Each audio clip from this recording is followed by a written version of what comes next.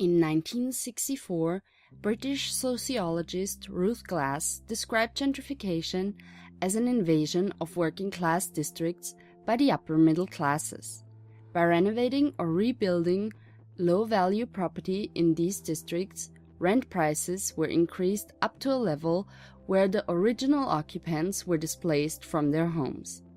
The description, as simple as it sounds, involves a very complex process with many variables, rendering it quite difficult to narrow it down to a single reason, making it not quite applicable to every city in the world. Different definitions and theories about it have been expressed, expanding the definition further by providing perspective and outcomes from cultural, economic, political, and sociologic points of view.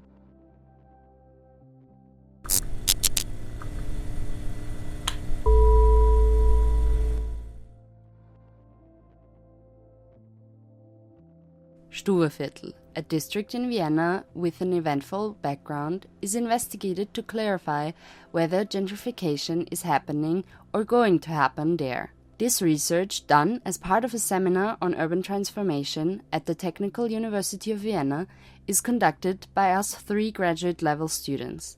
We will be examining the situation in Stuhlviertel in accordance to the descriptions and theories of gentrification.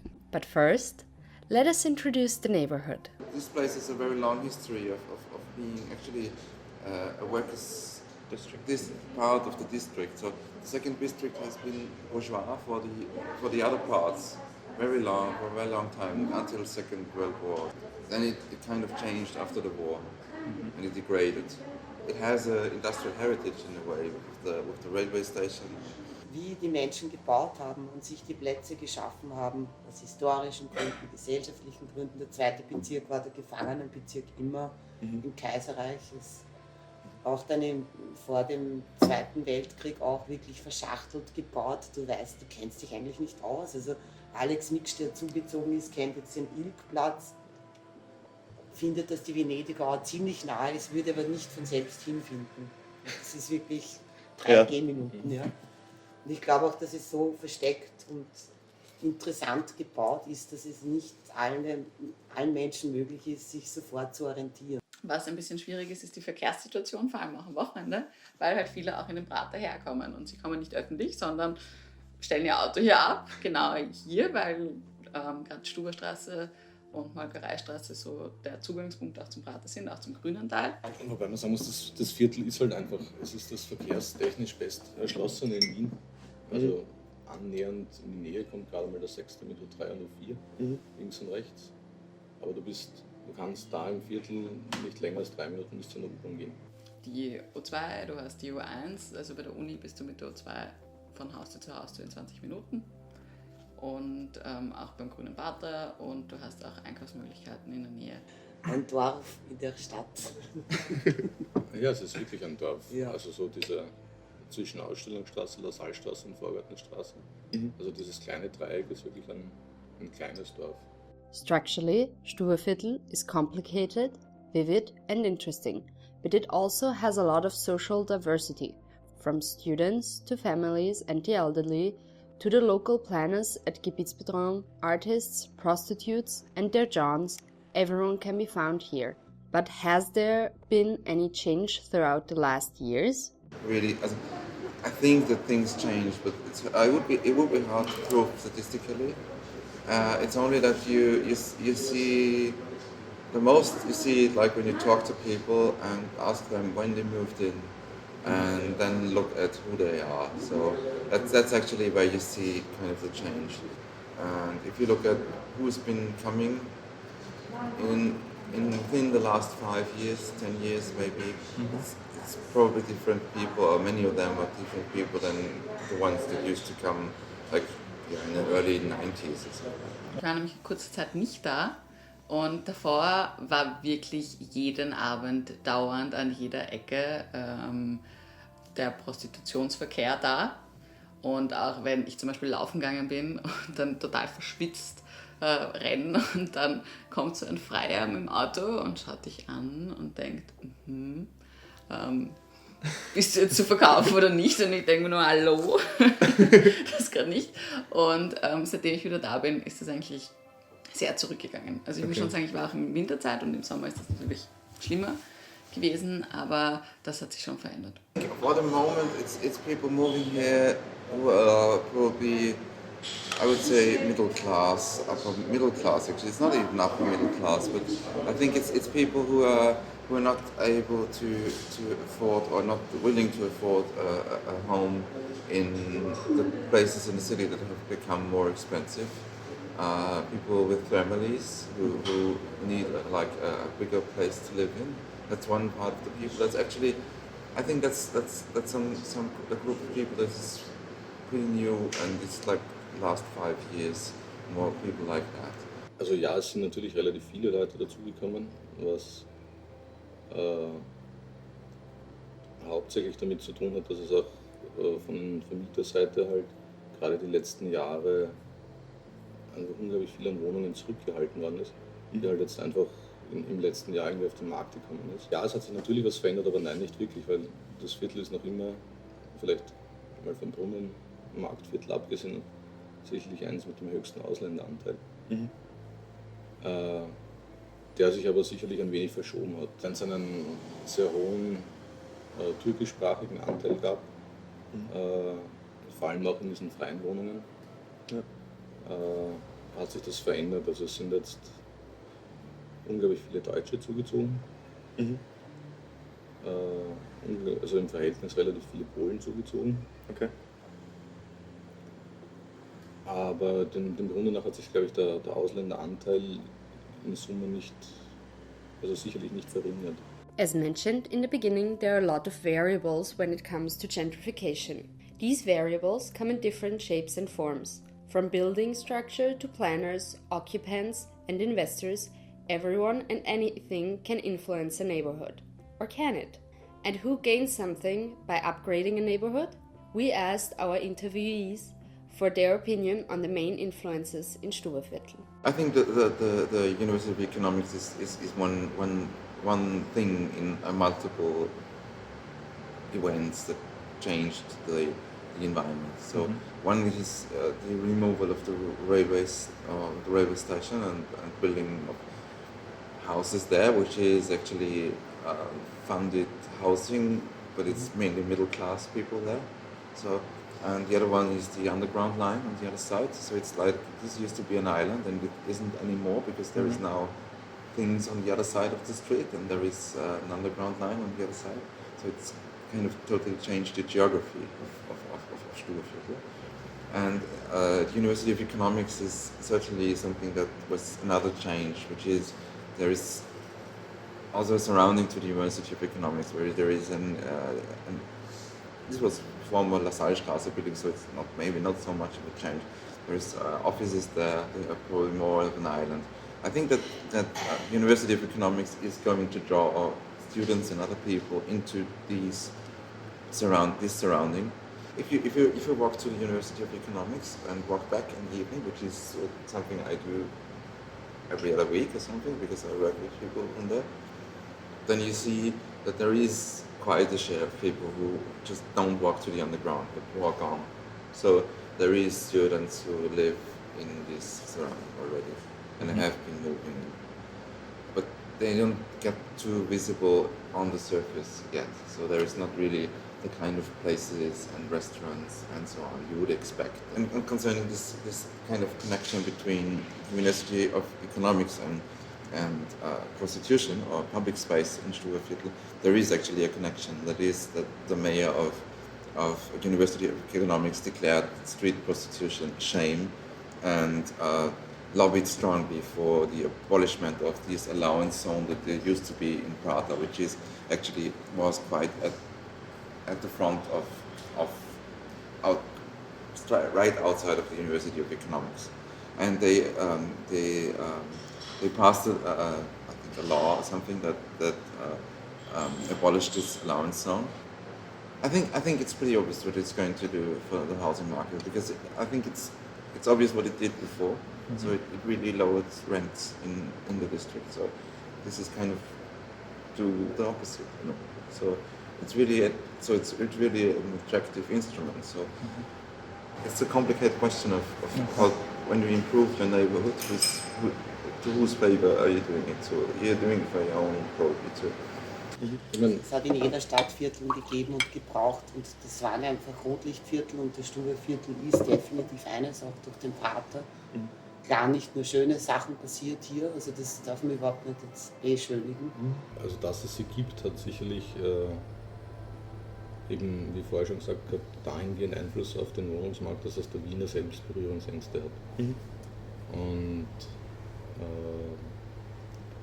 also wirklich Bewegung reingekommen ist.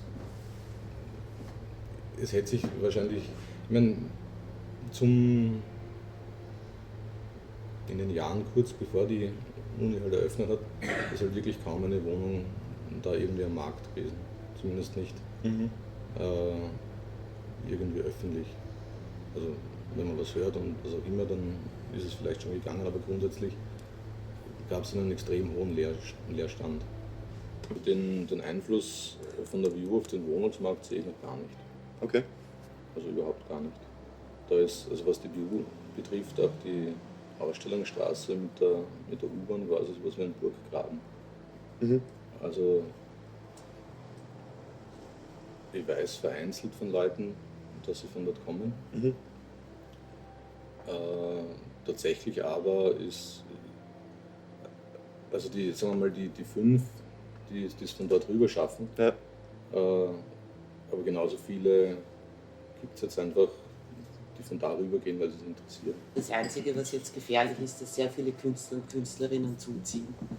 Das heißt, also, das ist halt immer für mich ein Zeichen. Also ich war eigentlich die Erste und ein Maler, der sich seinen Vorgartenmarkt gemietet hat. Das weiß ich noch, so bewusst gekommen, bewusst Richtung Stuberviertel. Aber was der Robert wirklich auch richtig sagt, ist, glaube ich, dass die meisten, die zuziehen, das auch haben wollen und echt wirklich sich wirklich bemühen, da wirklich sich mit diesen Grenzen auseinanderzusetzen und das so zu lassen, wie es ist. Jason Hackworth and Neil Smith claim that gentrification has changed in ways that are related to larger economic and political restructuring. Among these changes is the return of the heavy state intervention in the process. Right in the center of Stuberviertel lies the Gebietsbetreuung, local planners who in a way represent the city government and their plans, and who do implement projects all over the place. But what is their agenda? On the other hand, there is the municipality who have, in a kind of very naive way, are aiming at promoting that this place has to get better, or every place has to get better, whatsoever, with the idea that rent regulation will work like it used to work 15 years ago, which is not working anymore. Kind of impose that by offices like the Gebietsbetreuer, some office that is there for, is doing 3 things actually. It's promoting the place to be nicer and better and so on, which is actually a good idea probably, and it's politically very valid and people like that, for example, sure. So that's kind of why they do it, or why they fund things like that. And but the question is also always for whom. So it's the problem is if there is this kind of displacement or things like that going on, and it's not for the people really benefiting who are poor or who are here now. It's for somebody else who will be moving in, and, or actually it's maybe for those who own the houses because they will just cash in for that it's now a nice neighborhood. But anyway, so that's kind of one of the things they do. One thing what they do is or used to do is really do things around helping people with these kind of urban renewal programs, landowners or house owners, which is not happening anymore because hardly anybody is using public funding for that anymore because it doesn't pay. So because you have to have a rent regulation then and it doesn't pay, so they don't take the money, they just do it like with their own money. The third thing what they do is the third thing what they do is they will do consult or help people who have legal troubles with their landowners, with other kind of things. Es ist aber so absurd, weil der Max-Winter-Platz einfach ein unglaublich großartiger Platz war. dieses Kinderschwimmbad, das es dort gegeben hat, Ja, ja. war einfach unglaublich großartig. Und was macht die Stadt? Sie reißt Das ab. einen Kinderspielplatz ab, um einen vollkommen wertlosen Verwaltungspalast hinzustellen. Die Gebietsbetreuer. Die waren vorher auch im Viertel. Sie waren halt in unterschiedlichen Räumen irgendwie untergebracht, was natürlich auch einen Vorteil hat, weil sie, wenn sie nicht an einem Ort sind, sondern an 5 Orten, das Viertel ganz anders wahrnehmen. Und jetzt sitzen sie da wie der Häupl im Rathaus, keinen Kontakt Zur Außenwelt. und spinnen vollkommen realitätsferne Konzepte, versenken Millionen in diesem Markt, der jetzt noch schlechter funktioniert als vorher. Also man hat den Eindruck, dass er nicht funktioniert. Man gibt wirklich, also so ein Gebietsbetreuungsprojekt, Millionen aus, um das umzubauen und Teile abzureißen und neu zu asphaltieren und was für ein Schatz. Und dann setzt man einen Waldviertler Biofleischer rein, der das Kilo Ochsenrindschnitzel um 98 € verkauft, in einer Gegend wie dem Stuhlviertel, wo rund um den Markt fast ausschließlich Gemeindebauten sind. Wo die Leute halt offensichtlich auf diese Zinsbeihilfe angewiesen sind, eine Altersstruktur haben, wie ich begonnen habe. Vor 6 Jahren waren in 4 weißen Gemeindebauten die Altersstruktur 87% über 60-Jährige. Also man kann davon ausgehen, sie wohnen in einem Gemeindebau, sind offensichtlich Rentner und irgendwie scheinbar nicht finanziell die potentesten, und dann setzt man ihnen einen Fleischer hin, wo das Kilo Ochsenrindschnitzel 98 € kostet. Also Sie haben jetzt einen Marktstand der Gebietsbetreuung, und Sie haben mich jetzt schon gefragt, ob ich nicht einen Monat einen Marktstand bespielen will. Da habe ich gesagt, es ist unnötiges Geld für mich. In einem Monat kannst du einfach nichts machen, also sei es als bildende Künstlerin. Natürlich wird es auch nicht akzeptiert. Es würde jetzt niemand, der von Geisel gegenüber ist, dort reingehen. Also du musst ja schon sehr feinfühlig sein, eben was der Robert schon geschafft hat mit dem Dezentral, Plätze zu finden, die genau die Menschen anziehen, die das Viertel so stark machen.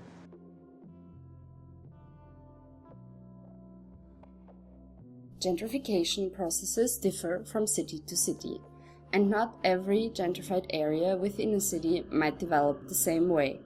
Also, the lack of data makes it difficult to say that there is gentrification going on in Vienna. Simon Sonnleitner, for example, told us that people have been talking about gentrification in Stuhlviertel for the past 10 years, still without clear results. Although it seems like there are many factors given that would introduce a gentrification process, almost all of our interviewees claimed that due to rent regulations and other policies, it is almost impossible for gentrification to take hold. As we are leaving Stuhlviertel, it seems like we still have more questions than answers. The most important one being, is this what gentrification looks like in Vienna?